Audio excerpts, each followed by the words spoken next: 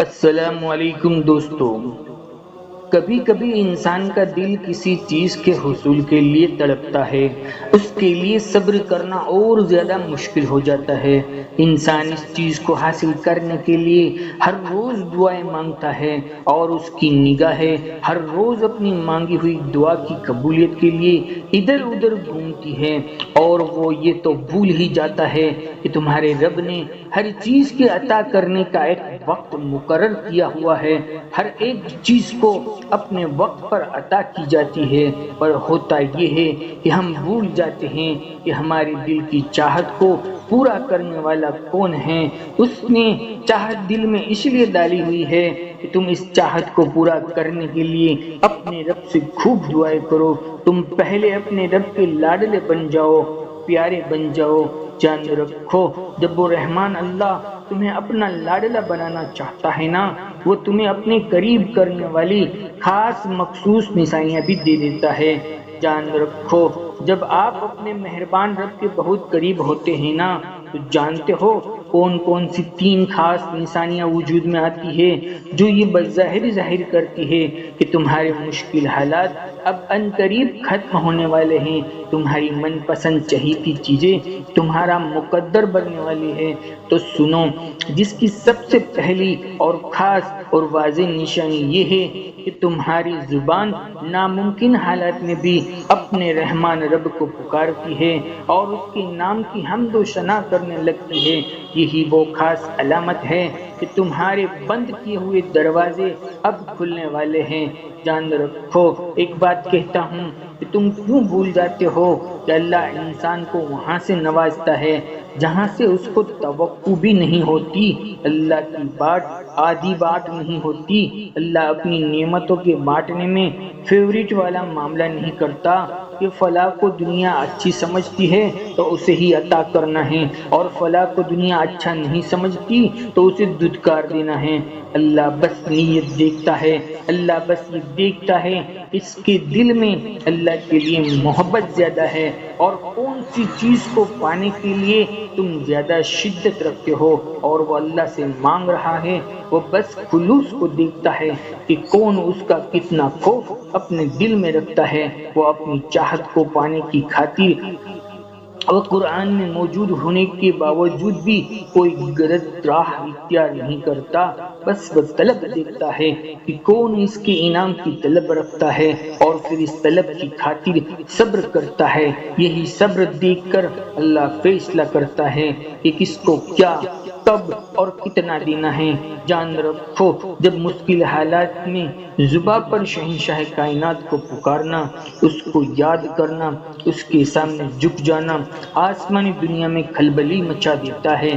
تمہاری زبان پر رب کریم کے پیارے پیارے ناموں کا آ جانا، ان کو پکارنا، یہ اس بات کا مبارک اشارہ ہے کہ تمہاری مشکلات اب ٹلنے ہی والی ہے، اب تمہارے حالات ایک نئی روشن راہ کھولنے والے ہیں۔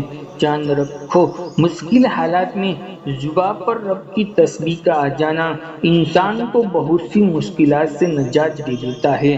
تمہاری زبان پر تمہارے رب کا ذکر تمہیں ہر اس شے سے آزاد کرتا ہے جس کا تم خوف کھاتے ہو۔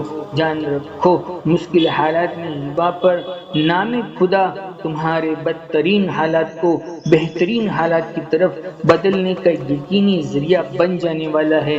جان رکھو، حضرت یونس علیہ السلام نے 7 اندھیری پردوں کے نیچے مشکل ترین حال میں مچھلی کے پیٹ میں رب کائنات کو پکارا تھا نا، تو رب کائنات نے 7 آسمانوں کے اوپر اس کی پکار پر لبیک کہہ کر اس کو مشکل سے باہر نکال لیا تھا۔ میرا رب قرآن پاک میں تم کو اس کا اشارہ دے رہا ہے، اور عرش الہی کے حامل فرشتے جو عرش کے ارد گرد پیش خدمت حاضر رہتے ہیں، سب اپنے رب کی حمد کے ساتھ اس کی تسبیح کو بیان کر رہے ہوتے ہیں، اور جو لوگ اپنے رب پر ایمان رکھتے ہیں وہ اس کے حق میں دعائیں خیر کرتے ہیں، بس تم اپنے رحمان رب پر بھروسہ رکھو۔ یہ وہ نعمتیں ہیں جو تمہیں اللہ کے سہارے جینا سکھا دیتی ہے، یہ وہ نعمتیں ہیں تمہیں لوگوں کی محتاجی سے باہر نکال کر تمہیں کچھ کرنے کی ہمت دیتی ہے، تمہیں طاقت دیتی ہے۔ جان رکھو تمہارے صبر کا پیمانہ ٹوٹنے کے قریب ہو، تمہارے دل پر بے بسی اور اداسی کے باوجود تم اپنے ٹوٹے دلوں کے ساتھ جب اپنے رب کو اپنا حال سناتے ہو اور اس حال سناتے ہوئے دعا کے بعد تمہارا دل مطمئن ہو جاتا ہو، یہ اس بات کا واضح اشارہ ہے کہ ان قریب تمہارے لیے رحمت کے دروازے کھلنے والے ہیں، ان قریب تمہارے لیے ان کے معجزے ظاہر ہونے والے ہیں، ان قریب تمہارے لیے تمہاری چہیتی چیزیں ملنے والی ہے۔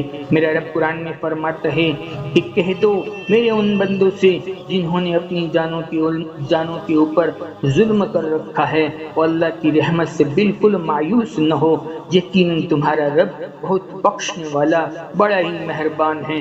جان رکھو جب دعاؤں پر یقین جمنے لگتا ہے، رب کے سامنے درد سنا کر دل پرسکون ہو جاتا ہے، یہ اس بات کی کھلی اور واضح نشانی ہے کہ بہت ہی جلد نامعلوم راستے نامعلوم ذریعے سے وہ مدد بھیجنے والا ہے۔ خوبصورت عمل انسانی شخصیت کو بدل دیا کرتے ہیں۔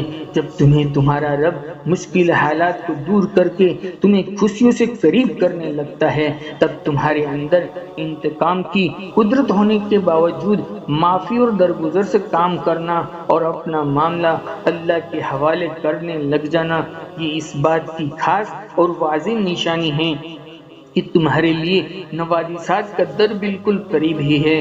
وہ رحمان تمہاری دعاؤں کو قبولیت کی مہر لگا چکا ہے اور بہت جلد اللہ تمہیں تمہاری من پسند چیز سے بھی نواز دے گا، اور یہی وہ وقت ہوگا جب تمہاری تکلیف اور تمہاری پریشانیاں ختم ہو جائے گی، تمہارے زوال کو عروج نصیب ہو جائے گا۔ اللہ تمہارے نصیب میں تمہاری ہر وہ دعائیں لکھے گا جو تم ان سے مانگ رہے ہو۔